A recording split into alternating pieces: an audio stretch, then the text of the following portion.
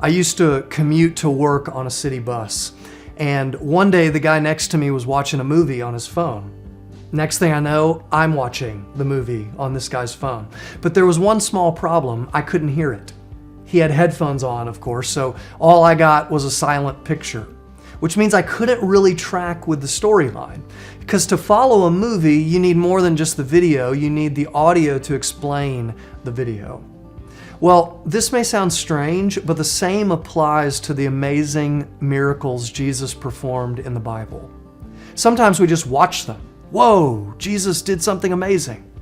But if we don't listen to what they're telling us, we can actually miss the point. At the beginning of the Gospel of Mark, it says that Jesus traveled throughout Galilee, preaching in the synagogues and driving out demons. Now, we hear that and go, that sounds incredible. Jesus casting out demons, like what a display of power.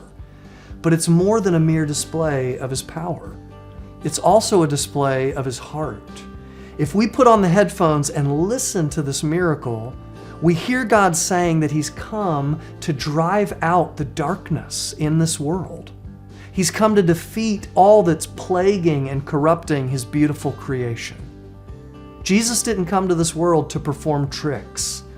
All of his miracles point to something. His plan to fix what's broken in you and me and in the world. And what he began in Mark 1, we believe he's still doing and will one day complete.